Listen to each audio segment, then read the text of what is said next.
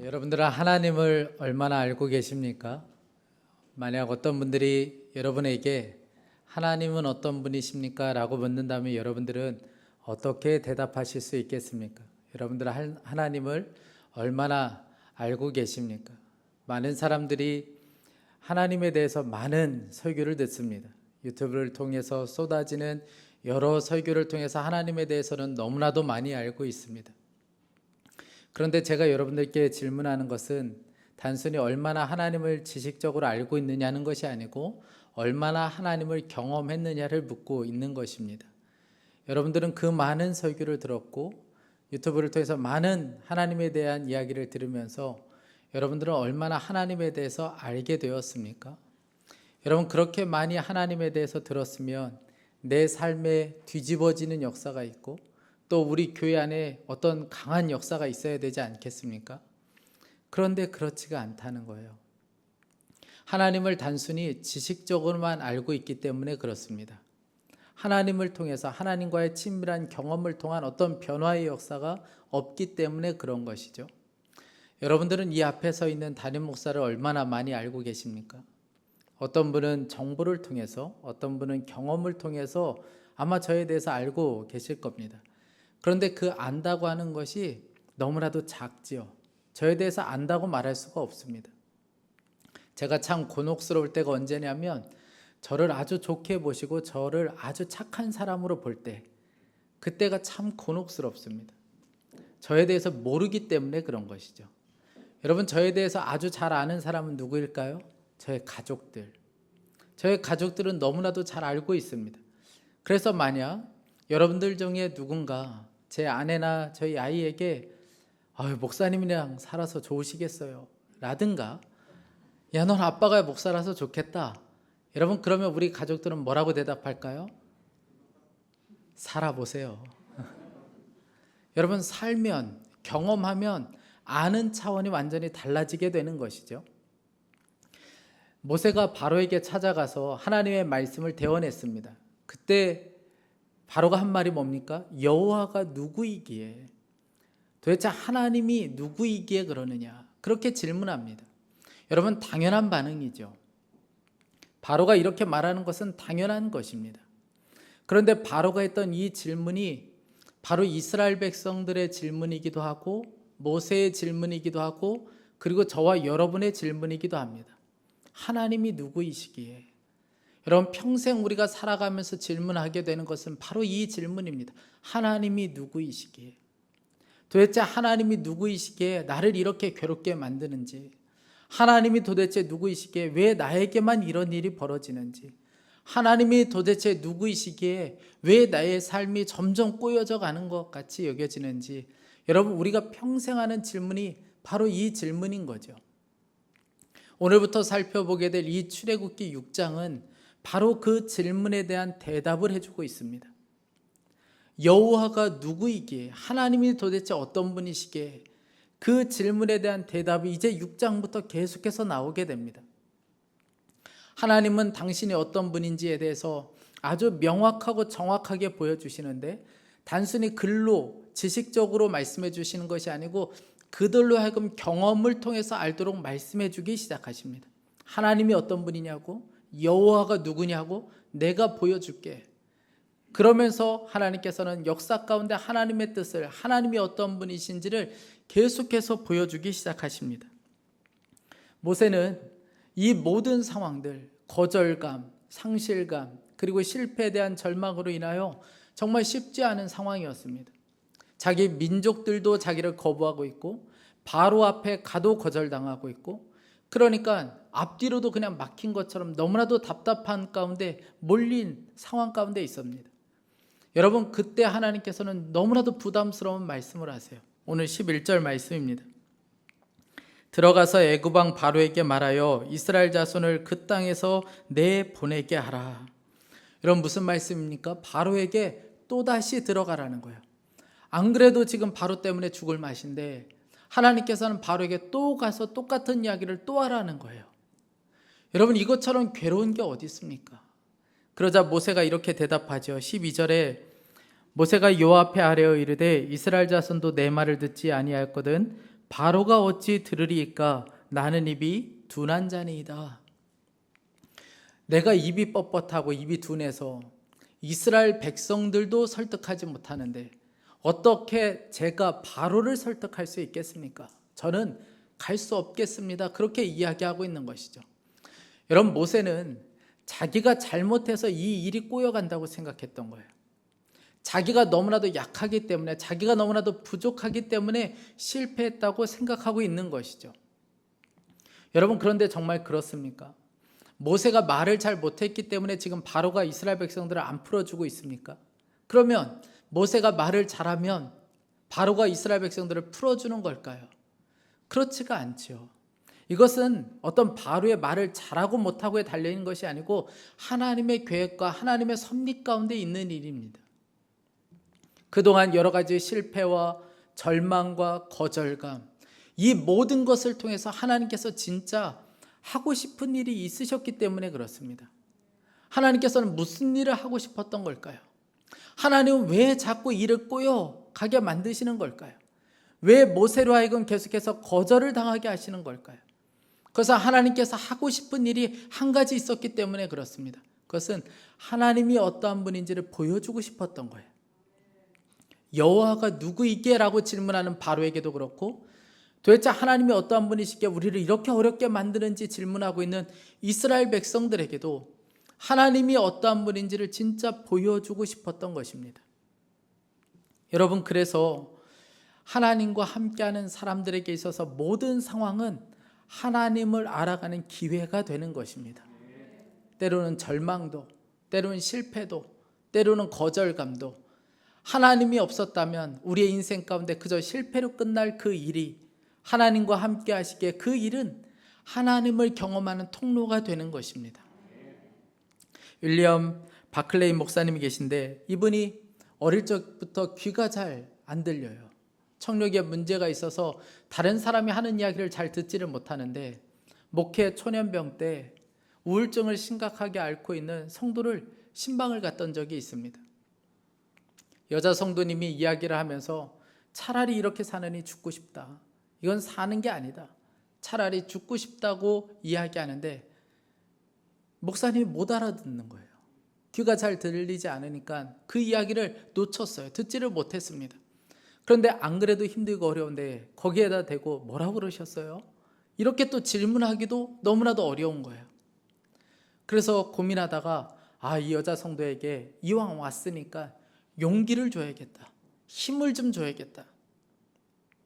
그래서 차라리 죽어버리고 싶다고 이야기하는 그 여자 성도에게 그렇게 이야기했다는 거예요. 맞습니다, 성도님. 저도 그렇게 생각해요. 그것만큼 좋은 일이 없죠. 제가 기도하겠습니다. 반드시 될 겁니다. 여러분, 이게 위로입니까? 정말 하나님 앞에 부끄러운 일이기도 하고 그 성도님에게 정말 부끄러운 일이죠. 그런데 하나님이 역사해 주셨어요. 그 여자 성도님이 그 이야기 듣다가 웃음이 터졌어요. 그동안 한 번도 웃지를 않고 우울증에 늘 자살을 끊고 왔던 이 여자 성도님의 웃음이 터지고, 그리고 그 순간에 자살하고 싶은 마음이 완전히 사라졌어요. 우울증도 사라지게 되었다는 거예요. 그러면서 알게 된 거예요. 내 힘으로 하는 것이 아니구나. 하나님이 하시는 것이구나. 여러분, 여러 가지 슬픔과 거절감과 절망감에 빠져 있는 이 모세에게 하나님께서 말씀하고 싶은 것이 있었어요. 꼭 모세에게 알려주고 싶은 것이 하나님께서는 한 가지 있었습니다. 그것은 내가 여호와라는 사실이에요. 그래서 오늘 말씀해 보면 계속해서 반복하죠. 2절에 나는 여호와라, 6절에도 나는 여호와라, 8절에도 나는 여호와라 하셨다라. 여러분, 이 말은 6장 전체에서 10번 이상 계속해서 반복해서 나오는 말씀입니다. 그동안 이스라엘 백성들은 하나님의 이름을 여호와가 아니고 전능하신 하나님으로 기억했습니다. 그래서 오늘 3절도 말씀하죠. 내가 아브라함과 이삭과 야곱에게 전능의 하나님으로 나타났으나 나의 이름을 여호와로는 그들에게 알리지 아니하였고, 나의 이름을 여호와로는 알리지 않았다는 거예요. 이 말이 무슨 이야기일까요? 이스라엘 백성들이 여호와라는 이름을 부르긴 했어요. 그들의 삶 속에서 여호와라고 부르긴 했습니다. 그러나 그 뜻을 알지 못하고 불렀다는 거예요. 전능하신 하나님에 대해서는 알았어요. 그러나 여호와라는 이름을 사용하긴 했지만 그들은 그 뜻이 어떤 의미를 가지고 있는지 전혀 알지 못했습니다. 그래서 오늘 6장을 시작하면서 하나님께서 말씀하시는 거예요. 나는 여호와라. 내가 여호와라는 것을 너희들에게 그 이름의 비밀을 이제는 알려줄 것이다. 그 여호와의 이름이 어떤 의미를 가지고 있는지 내가 지금부터 보여줄게. 너희들에게 단순히 지식적으로 이야기하는 것이 아니고 내가 여호와라는 것을 경험하게 해줄게. 하나님께서는 지금 말씀해주고 있는 겁니다. 그래서 나는 여호와라는 말을 계속해서 반복해서 사용하고 계신 거예요. 여러분, 하나님께서 자신의 이름을 여호와라고 처음 알리신 것은 출애굽기 3장 말씀입니다. 모세가 떨기나무에서 하나님께 질문했을 때 하나님께서는 나는 스스로 있는 자라고 말씀하시죠. 여러분, 그것이 바로 여호와라는 이름의 의미입니다. 나는 스스로 있는 자다. 그것이 바로 여호와라는 이름의 의미예요. 이 여호와라는 이름에 있어서 가장 중요한 의미는 뭐냐면 언약하신 것을 반드시 지키시는 분. 그래서 오늘 4절 5절에 말씀합니다. 가나안 땅 곧 그들이 거류하는 땅을 그들에게 주기로 그들과 언약하였더니 이제 애굽 사람이 종으로 삼은 이스라엘 자손의 신음소리를 내가 듣고 나의 언약을 기억하노라. 과거에도 계셨고 현재에도 계신 그 여호와 하나님은 하나의 속성이 있는데 그 속성이 뭡니까? 언약하신 것을 반드시 지키신다는 거예요. 약속하신 것은 반드시 지키신다는 겁니다. 하나님은 어떻게 그 약속을 지키신다고 말씀하셨는지를 보세요. 6절부터 8절 말씀입니다.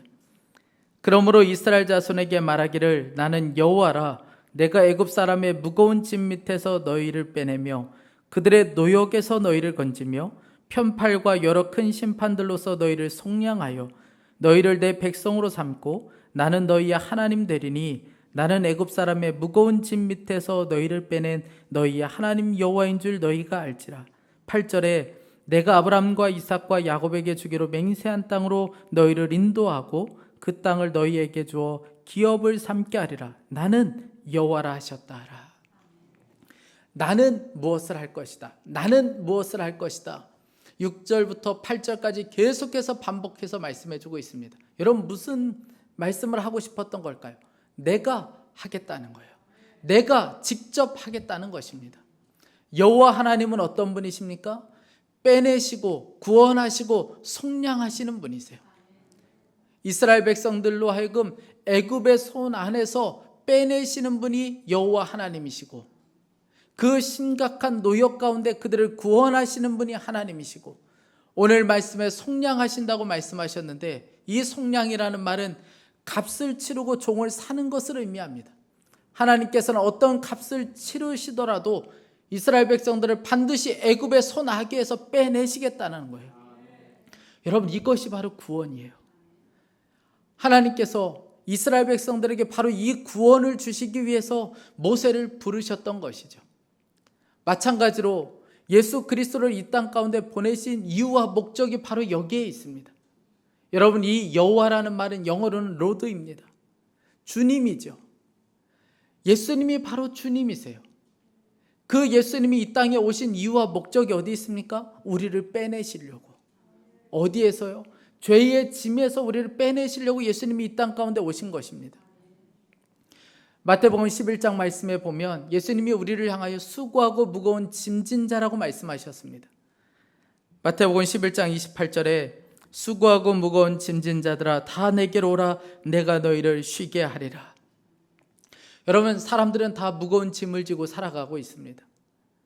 우리가 이렇게 보기에는 다 괜찮은 것처럼 보이고 다 잘 사는 것처럼 보이지만 누구나 사람에게는 무거운 짐이 있습니다. 어떤 관계의 묶임이라는 짐, 죄책감이라는 짐이, 죄의 짐이, 그리고 어떤 묶임, 경제적인 묶임, 또 질병으로 인한 무거운 짐을 사람들은 다 가지고 살아가고 있습니다. 여러분, 왜 사람들은 다 이렇게 살아가는 걸까요? 그 무거운 짐으로 인하여 평안도 사라지고 기쁨도 사라진 채 살아갑니다. 여러분, 왜 사람들은 다 이렇게 살게 되는 걸까요? 많은 사람들이 그렇게 이야기합니다. 사람 사는 게 다 그렇지요. 다른 사람 때문에 그런 것이고 또 경제적인 문제 때문에 그렇고 나의 건강의 문제 때문에 그렇다고 생각합니다. 여러분, 만약 그렇다면 경제적으로 넉넉한 사람은, 건강한 사람은 늘 행복해야 맞습니다. 늘 평안해야 되고 늘 기뻐야 맞습니다. 그러나 현실은 그렇지 않다는 거예요. 그렇다면 왜 이렇게 되는 걸까요? 그것은 우리 안에 있는 죄의 짐 때문에 그렇습니다. 사람들 안에 깊이 자리 잡고 있는 그 죄의 짐이 사람들로 하여금 이렇게 짐을 지고 살아가도록 만드는 거예요. 기쁨도 사라지게 만들고 평안도 사라지게 만들고, 그리고 무거운 짐을 지고 살아가도록 만들었습니다. 그런데 예수님께서는 뭐라고 말씀하셨냐면 내게로 오라는 거예요. 내게 오면 쉼을 얻게 될 것이다, 평안을 얻게 될 것이라고 말씀하셨습니다.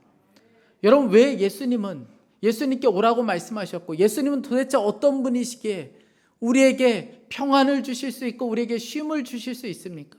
예수님이 도대체 어떤 분이시기에 우리를 그렇게 만들 수 있다는 말입니까? 이유는 예수님이 죄와 저주를 완전히 해결하시는 분이시기 때문에 그렇습니다. 로마서 8장 1절 2절 말씀이에요. 그러므로 이제 그리스도 예수 안에 있는 자에게는 결코 정죄함이 없나니 이는 그리스도 예수 안에 있는 생명의 성령의 법이 죄와 사망의 법에서 너를 해방하였습니다. 예수님께서는 십자가에서 우리의 죄를 대속하여서 우리를 속량시켜 주셨습니다. 우리를 구원해내 주셨어요. 그 죄의 무거운 짐에서 우리를 빼내어 주셨습니다. 그래서 우리가 자유함을 얻게 된 것이죠. 여러분, 그러니까 출애굽은 예수 그리스도의 십자가를 통해서 우리가 얻게 될 그 영적 출애굽을 미리 보여주는 것이 바로 출애굽입니다. 여러분, 이스라엘 백성들은 애굽의 그 무거운 짐, 노역이라는 그 무거운 짐 때문에 하나님이 여호와라는 사실을 알게 되었어요. 하나님이 구원자이시고, 그리고 자신들을 빼내는 분이시고, 그리고 속량하시는 분이라는 것을 그 무거운 짐 때문에 알게 되었습니다. 우리도 마찬가지죠. 우리를 무겁게 짓누르는 그 죄의 짐이라는 것 때문에 우리가 예수님을 알게 되었고, 예수님이 구원자이시고 속량자라는 것을, 우리를 속량시키는 분이라는 것을 우리가 알게 된 것이죠. 우리가 경험을 통해서 알게 된 것입니다. 여러분, 그러니 한 가지 꼭 기억하셔야 될 것이 있습니다. 우리를 짓누르고 있는 이 짐들은 단순히 짐으로 끝나지 않게 된다는 거예요. 우리를 짓누르고 있는 이 짐들은 반드시 하나님을 경험하게 된다라는 것입니다. 우리를 짓누르고 있는 그 짐을 통해서 하나님은 하나님 되심을 반드시 보여주신다는 것이죠. 그러니 여러분, 그렇게 고백해 보세요. 하나님, 제가 가지고 있는 이 짐을 통해서 하나님을 경험하게 해주십시오. 하나님을 더 알게 해주십시오. 여러분, 우리가 잘 아는 욥은 굉장히 큰 고난을 겪었던 사람입니다. 그는 부자였지만 하나님을 경외했고 하나님을 향하여 신실한 사람이었어요. 늘 하나님을 예배하는 삶을 살았습니다. 그런데 그에게 고난이 닥치기 시작하는데 한순간에 모든 것들이 다 흔적 없이 사라졌어요. 무엇보다 한날 한시에 10명의 자녀가 죽고 말았습니다. 사람으로서는 도무지 감당할 수 없는 고난을 그가 겪어야 했습니다. 그러면서도 자신에게 왜 이런 일이 벌어지는지 전혀 알지를 못했어요. 그런데 놀라운 것은 이 짓누르는 고난이라는 것을 통해서 그는 놀라운 선물을 하나 받게 됩니다. 욥기 42장 5절 말씀이에요. 내가 주께 대하여 귀로 듣기만 하였사오나 이제는 눈으로 주를 배움나이다. 여러분, 욥이 고난을 통해서 받은 최고의 선물이 뭡니까? 하나님을 경험하게 된 것입니다. 하나님을 보게 된 것이죠. 그동안 하나님은 귀로만 듣던 하나님이세요. 많은 사람들이 이야기해 준 그 하나님이었습니다. 그런데 그 하나님 정도로는 지금 이 고난의 때를 이길 수가 없었어요. 그런데 이제는 하나님을 직접 경험하게 되었어요. 그 하나님을 눈으로 직접 보게 되었습니다. 그러니 지금의 어려움의 상황은 전혀 문제가 되지 않게 되었다는 거예요. 하나님을 경험하고 나니까, 하나님을 직접 만나고 나니까. 여러분, 많은 믿음의 선배들이, 또 많은 성도들이 짓누르는 그 고난이라는 것을 통해서, 어려운 짐이라는 것을 통해서 하나님을 만나게 되었습니다. 여러분들도 한번 생각해 보세요. 여러분들은 언제 하나님을 가장 많이 알게 되었습니까? 여러분들은 언제 하나님을 가장 많이 경험했습니까? 아마 평안했을 때가 아니었을 거예요. 고난의 때, 숨을 쉴 수 없을 정도로 참 마음이 어려울 때, 마음이 너무나도 가난해져 있을 때에 아마 하나님을 가장 많이 경험하셨을 겁니다. 팬인가 제자인가 책을 보면 한 성도 이야기가 나오는데, 이 성도님이 병원을 운영하고 계셨어요. 하루하루 날마다 최고의 날을 보내고 있었습니다. 그런데 하루아침에 이 모든 기쁨들이 다 사라지고 말았어요. 친구들과 함께 모임을 갖기 위해 어느 한 펜션 같은 곳으로 그가 향하고 있을 때에 그만 운전 미숙으로 인해서 그가 미끄러져 수풀로 차가 그냥 곤두박질 쳤습니다. 어떻게든 빠져나오려고 앞뒤로 해보았지만 아무 소용이 없었어요. 타이어가 바닥과 마찰을 일으키는 바람에 불이 일어나기 시작하고, 거기서 빠져나오고 싶었지만 차량의 시스템에 문제가 생겼는지 문이 열리지가 않는 거예요. 얼마 지나지 않아서 차가 결국 폭발하고 말았습니다. 깨어나 보니까 병원이에요. 의사의 이야기가 들려옵니다. 이 사람은 희망이 없겠습니다. 아무리 해도 희망이 없겠습니다. 그런데 놀라운 것은 그때서야 하나님을 만나게 돼요. 이렇게 고백했습니다. 하나님이 내 인생을 완전히 멈추게 하셨다. 나는 성공을 향해 바삐 달리고 있었다. 너무 바빠서 하나님을 생각할 겨를도 없었다. 내가 바로 나의 중심이었다. 하나님이 그 불을 일으키셨다고는 생각하지 않는다. 하지만 하나님이 내 관심을 끌기 위해 불이 붙도록 허락하셨다고 믿는다. 하나님은 내 어깨를 잡고 앉히면서 말씀하셨다. 내 말을 좀 들어보려. 그러면서 자신 안에 영적인 각성이 일어나기 시작했다는 거예요. 영적으로 그때부터 회개가 터지고 변화가 일어나기 시작했어요. 그런데 현실은 현실인지라 4년 만에 손가락 7개를 다 절단해야 했습니다.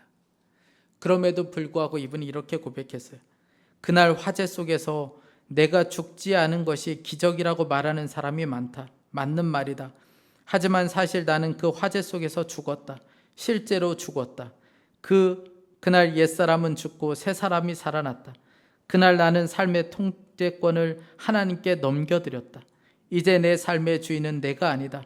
미친 소리처럼 들릴지 모르겠지만 하나님을 모른 채로 건강하게 사는 것보다 고통과 장애를 통해서라도 예수님과의 친밀한 관계를 얻는 편이 훨씬 낫다. 손가락은 잃었지만 더 귀한 예수 그리스도를 얻게 된 것이죠. 그 예수님을 그 자리에서 경험하게 된 것입니다. 사랑하는 성도 여러분, 하나님은 우리를 고난과 역경 가운데 그냥 내버려 두시는 분이 아니십니다. 우리가 어려움에 처해져 있을 때, 고난 가운데 있을 때 하나님은 우리를 외면하시는 분이 아니세요.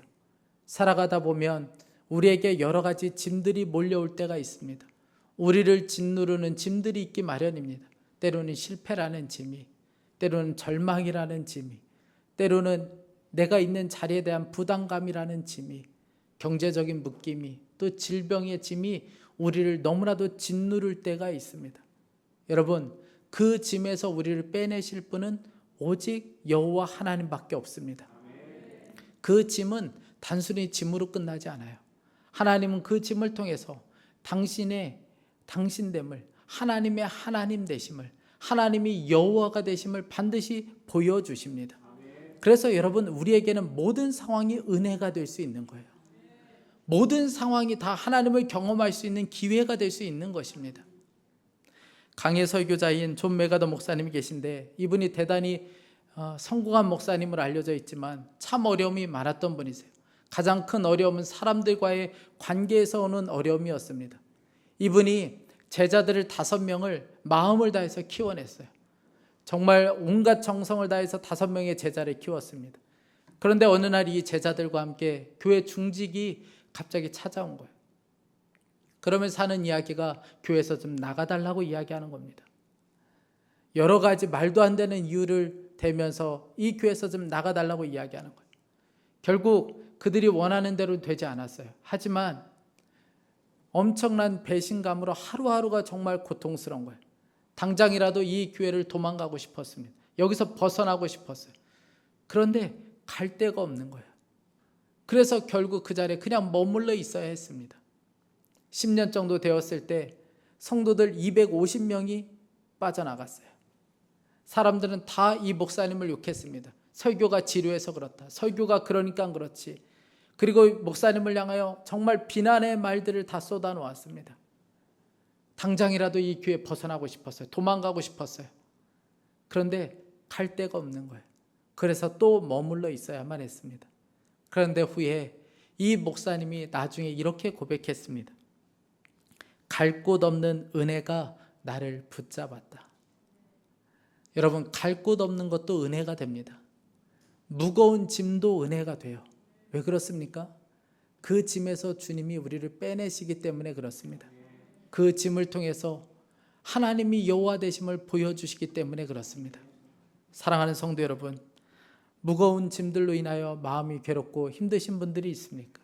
지난 한 주간 여러 가지 일들 때문에 마음이 짓누르는 것처럼, 숨을 제대로 쉴 수 없는 것처럼 마음이 막 눌려있는 분들이 있습니까? 여러분, 그때는 도망가거나 피해야 될 때가 아니고 하나님을 더 알아야 하는 때입니다. 하나님께 더 깊이 뿌리를 내려야 하는 때입니다. 그래야 우리의 삶이 흔들리지 않을 수 있기 때문에 그렇습니다. 천근의 무게가 되는 짐이 나를 짓누른다 할지라도 우리가 의지해야 될 분은 주님이시고, 천근의 짐이 나를 짓누른다 할지라도 우리가 알아야 될 분은 오직 예수 그리스도 그분밖에 없습니다. 그분이 결국 우리를 그 짐에서 빼내시는 분이세요. 그리고 하나님이시구나, 그분이 바로 여호와시구나라는 것을 반드시 우리로 하여금 알게 해주십니다. 여러분, 이번 한 주간 이 은혜를 경험할 수 있기를 간절히 축복합니다. 여러분, 담대히 기도하세요. 기도를 하셔도 담대하게 기도해 보세요. 하나님, 이 짐에서 저를 빼내 주십시오. 저를 짓누르고 있는 이 짐에서 저를 빼내 주십시오. 그리고 하나님, 이 짐에서, 이 짐으로 제가 하나님을 더 알게 해 주십시오. 고생스럽게 끝나는 인생이 되지 않고 이 짐을 통해서 하나님을 더 알게 해 주십시오. 여러분, 그런 은혜가 있는 한 주간이 될 수 있기를 간절히 축복합니다. 기도하겠습니다. 사랑하는 성도 여러분, 여러분들을 짓누르고 있는 짐들은 무엇이 있습니까? 여러분들을 그렇게 힘들게 만드는 짐들은 무엇이 있습니까? 여러분, 우리 이 시간에 담대하게 이렇게 기도하겠습니다. 하나님, 이 짐에서 우리를 빼내 주십시오. 하나님 아버지, 이 짐에서 우리를 구원하여 주옵소서. 그리고 하나님, 이 짐을 통해서 살아계신 하나님을 경험할 수 있게 하여 주옵소서. 하나님이 나의 여호와이심을 경험할 수 있게 하여 주옵소서. 우리 간절한 마음으로 주여 한 번 부르짖고 기도하겠습니다. 주여, 하나님 아버지, 주님, 우리의 삶 가운데 하나님 아버지 짓누르는 짐들이 있습니다. 하나님 아버지, 숨을 쉴 수 없을 정도로 나를 짓누르는 하나님, 그 짐에서 우리를 구원하여 주시기 원합니다. 하나님 아버지, 우리를 빼내주시기 원합니다. 하나님 아버지, 우리를 속량하여 주옵소서. 하나님 아버지, 주여 역사하시고, 하나님 아버지, 숨을 쉴 수 없을 정도로 짓누르는 하나님 아버지, 이 가운데 우리를 구원을 얻고 하나님, 이 짐을 통하여 살아계신 하나님을 경험할 수 있게 하여 주시기 원합니다. 하나님 아버지, 단순히 이 짐으로 끝나지 않게 되는 것을 믿습니다. 하나님, 이 짐을 통하여 살아계신 하나님을 볼 수 있게 하여 주시고 신실하신 하나님을 볼 수 있게 하여 주시기 원합니다. 하나님 역사하소서. 성령의 기름 부어주소서. 하나님 아버지, 우리를 자유케 하여 주시고 하나님 아버지, 구원하는 역사가 있게 하여 주옵소서. 하나님 아버지, 사랑하는 성도들의 가정을 구원하여 주십시오. 하나님 아버지, 빼내주십시오. 하나님 아버지, 인도하여 주시기 원합니다. 오늘도 하나님 아버지, 무거운 짐으로 예배하는 성도들 가운데 자유함을 얻게 하여 주소서. 해방시켜 주소서. 하나님 아버지, 주님께서 친히 역사하시고 이를 통해서 하나님의 역사를 보게 하여 주시기 원합니다. 하나님, 인도하여 주소서. 하나님, 축복하여 주소서. 기름 부어 주소서. 하나님이 하시는 일을 보게 하여 주시고 하나님, 이를 통하여 주의 역사하심과 주의 능력을 볼 수 있게 하여 주옵소서. 하나님 아버지, 그렇게 하시면 충분하겠습니다. 하나님 아버지, 그리하시면 하나님, 제게 충분하겠습니다. 주님의 역사하소서. 하나님, 사랑하는 주님, 정말 그렇습니다. 하나님이 나의 여호와이십니다. 언제나 계시고 언약을 신실하게 지키시는 여호와이십니다. 무거운 짐에서 빼내시고 구원하시고 속량하시는 여호와 하나님, 때로는 짓누르는 무거운 짐들로 인해 숨을 쉴 수 없을 때가 있습니다. 죄의 짐, 실패와 낙심이라는 짐, 관계, 재정적인 문제, 질병이 짐이 되어 나를 짓누를 때가 있습니다. 그러나 하나님, 천금 같은 짐이 나를 짓눌러도 내가 의지하고 내가 알아야 할 분은 오직 예수 그리스도 한 분밖에 없는 것을 믿습니다. 주님이 나를 그 짐에서 빼내시고 여호와 하나님이시라는 것을 확증해 주실 것을 믿습니다. 이 짐이 단순히 짐으로 끝나지 않고 하나님을 더욱 알도록 하는 통로가 될 것을 믿습니다. 주여 은혜를 베풀어 주십시오. 하나님 아버지, 사랑하는 성도들의 가정을 긍휼히 여겨 주시길 원합니다. 하나님 아버지, 짓누르는 그 짐에서 사랑하는 성도들의 가정을 살려 주옵소서. 재정의 묶임의 짐에서 풀려날 수 있게 하여 주시고, 질병의 묶임에서 짐에서 하나님 노임을 받게 하여 주옵소서. 하나님 아버지, 주여 은혜를 베풀어 주시기를 간절히 소망합니다. 사랑하는 주님, 우리 자녀들을 위해서 기도합니다. 하나님, 하나님을 막연하게 알지 않게 하여 주시고 하나님을 분명히 알 수 있게 하여 주옵소서. 하나님을 경험하고 하나님을 친밀히 알 수 있게 하여 주시기 원합니다. 특별히 하나님, 우리 자녀들 취업에 짓눌려 살지 않게 해주십시오. 하나님 아버지, 학업에 또 비교에 하나님 아버지, 저들이 짓눌려 살지 않게 하여 주시고 그 가운데 자유케 하시는 주 예수님을 붙잡을 수 있게 하여 주옵소서. 하나님, 이 나라도 구원하여 주시기 원합니다. 주님께서 통치하시고 다스리시고 하나님 나라가 속히 임할 수 있게 하여 주옵소서. 열방에 선교하는 선교사님들을 붙잡아 주십시오. 하나님, 주의 손으로 사로잡아서 하나님 그 땅에 복음이 영화롭게 되는 역사를 보게 하여 주옵소서. 하나님, 오늘도 예배하며 주님 앞에 귀한 예물을 봉헌하여 드렸습니다. 재정의 묶임에서 풀려나게 하여 주시고 하나님, 재정으로 하나님을 영화롭게 하고 하나님, 지금도 힘들고 어려운 많은 이들을 돕고 살려내는 통로가 될 수 있게 하여 주옵소서. 하나님, 감사합니다. 모든 것 정말 주님의 은혜입니다. 주 예수 그리스도의 이름으로 기도했습니다. 아멘.